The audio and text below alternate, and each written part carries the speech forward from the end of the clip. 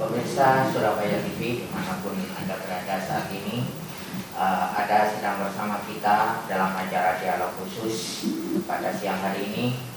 Bapak Baktiono, Ketua Komisi C DPRD Surabaya. Pada kesempatan ini kita ingin berbincang tentang realisasi pembangunan di era pandemi COVID-19 ini. Seperti apa ceritanya? Ayo kita bersama-sama menyapa Pak Baktiono. Selamat siang Pak Baktiono. Selamat siang. Iya, Pak Baktiono. Sepanjang COVID-19 ini yang sudah hampir 2 tahun, tentunya banyak sekali program-program pembangunan di kota Surabaya ini yang terhambat, mungkin juga tidak dilanjutkan ataupun juga diganti dengan program yang lain. Untuk APBD 2021 ini, program prioritas pembangunan di kota Surabaya ini seperti apa, Pak? Terkait dengan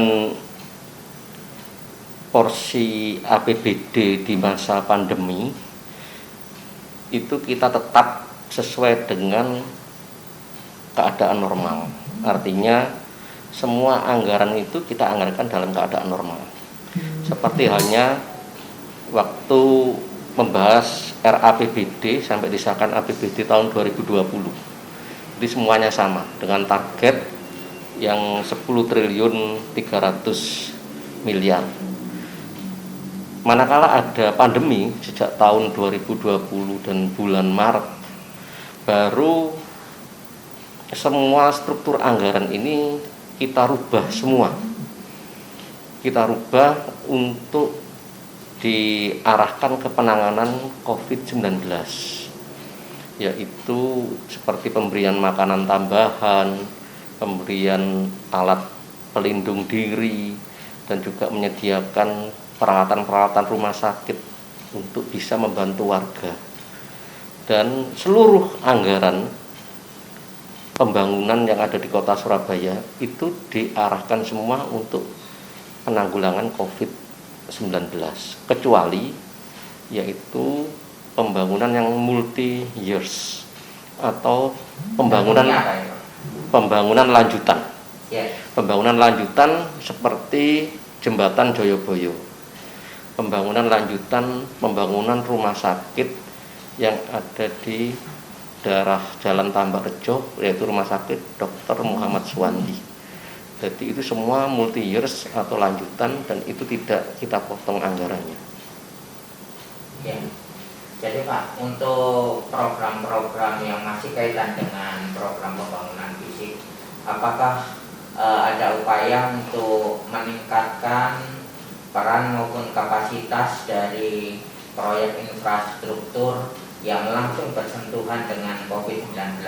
Misalkan peningkatan kapasitas rumah sakit, yang kita ketahui bahwa saat ini pada saat terjadi pandemi ini kan banyak sekali rumah sakit milik pemerintah kota Surabaya dan pemerintah provinsi Jawa Timur ini yang kelebihan kapasitas. Apakah ada arah ke sana? Untuk tahun 2021 kita juga berencana membangun 1 rumah sakit lagi. Di samping memang rumah sakit yang multi years yang lanjutan yang saat ini tinggal finishing dan juga tinggal alat-alat kesehatan yang dimasukkan dan juga menyediakan dokter dan para medis lainnya. Kita sudah siapkan, tentu nanti mayoritas juga untuk memberikan pelayanan terhadap masyarakat yang terjangkit COVID-19. Seperti halnya saat ini untuk ruang IGD di Rumah Sakit Dr. Suwandi itu juga kita tambah. Yang dahulu di IGD yang khusus memang disediakan untuk IGD pelayanan rumah sakit, sekarang kita tambah lagi yaitu di lantai 1 yang di ruang luar biasanya untuk turun naiknya pasien yang di mobil atau ambulan, sekarang kita buat itu kalau di Rumah Sakit Suwandi.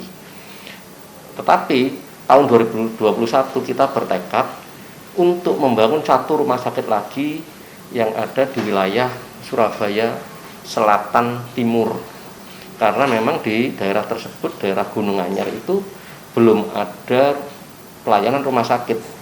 semua mereka terkonsentrasi ke Rumah Sakit Dr. Suwandi untuk warga Kota Surabaya dan Rumah Sakit Bakti Dharma Husada atau Rumah Sakit BDH yang di wilayah Surabaya Barat.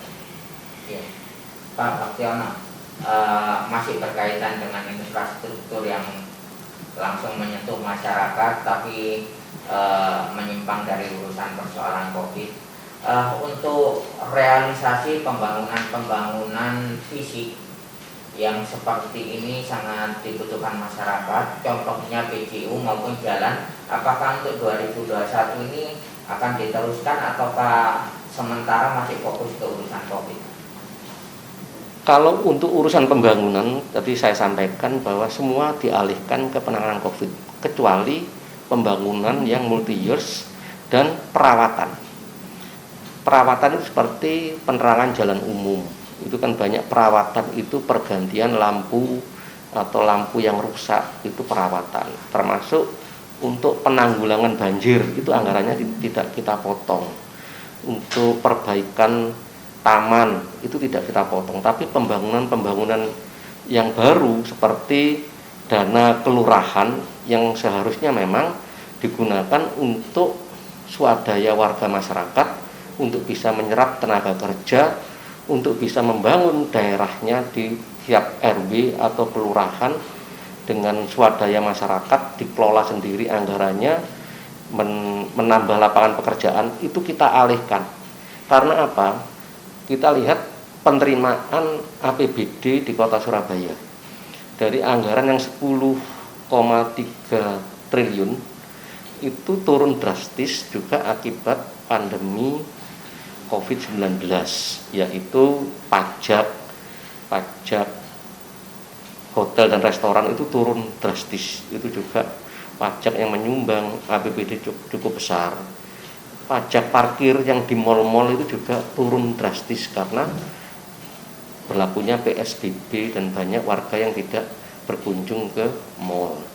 Juga retribusi banyak turun.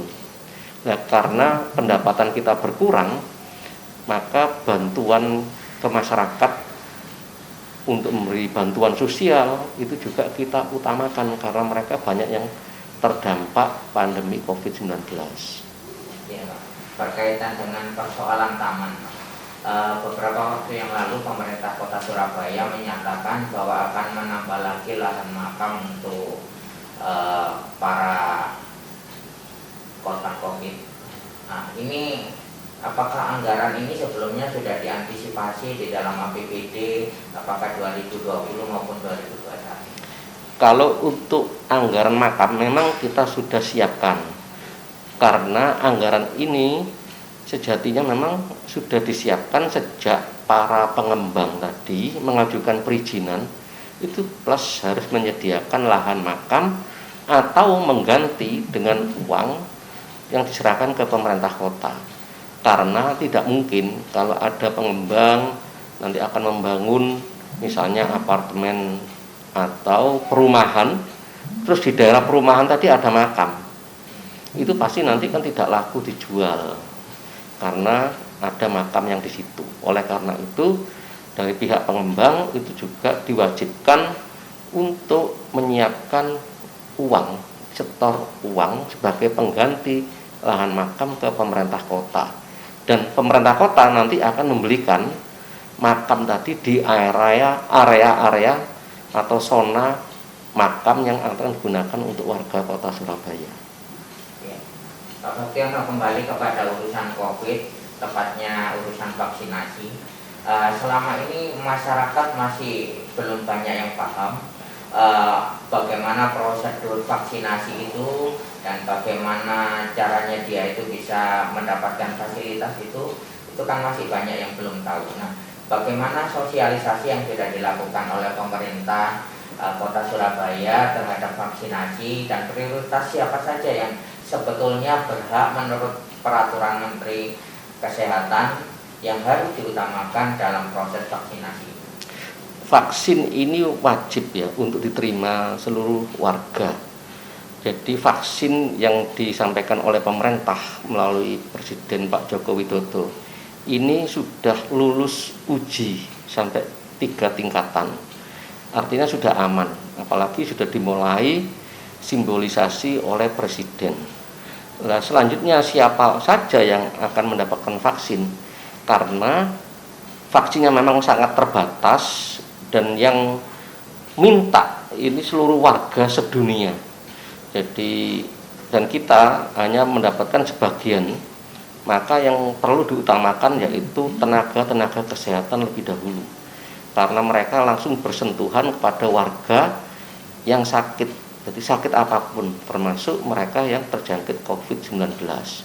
Selanjutnya yaitu pihak kepolisian, yang mereka bersentuhan langsung mengatur warga yang di jalan, mengamankan, dan juga pihak TNI Polri. Dan tidak kalah pentingnya, yaitu yang seharusnya juga harus diketahui semua pihak, warga masyarakat, tetapi mereka adalah pedagang sayur, pedagang kebutuhan pokok. Karena mereka itu kalau kami amati, kami lihat, mereka itu sepertinya ya tidak ada apa-apa. Tapi mereka tuh harus diberi vaksin itu. Tujuannya apa? Agar mereka tetap bisa berjualan dan bisa melayani kebutuhan warga masyarakat. Bisa dibayangkan kalau mereka tadi tidak diberi vaksin atau imunitas, nanti kalau ada yang terjangkit dan tertular, separuh saja di sana pasarnya tutup, pedagangnya juga takut, itu tidak bisa melayani warga dengan kebutuhan-kebutuhan pokok seperti beras, seperti ikan, sayur mayur, telur, dan lain sebagainya. Pak Baktiono, ini pertanyaan terakhir.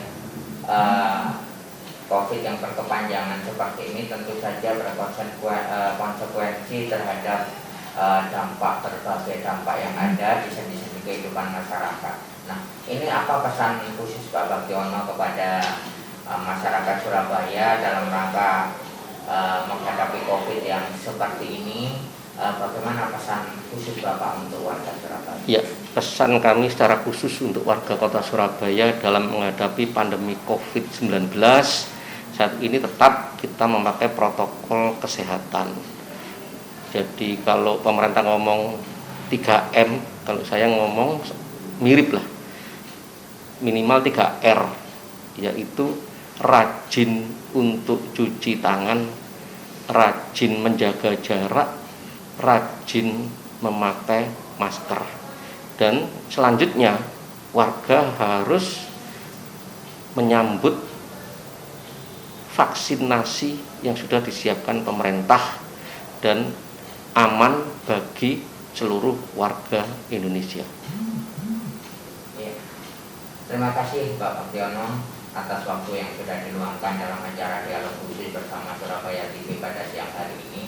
Selanjutnya pemirsa, kita akan bertemu kembali pada sesi yang berikutnya. Tetaplah di Surabaya TV, tetaplah patuhi protokol kesehatan. Salam Surabaya TV. Terima kasih.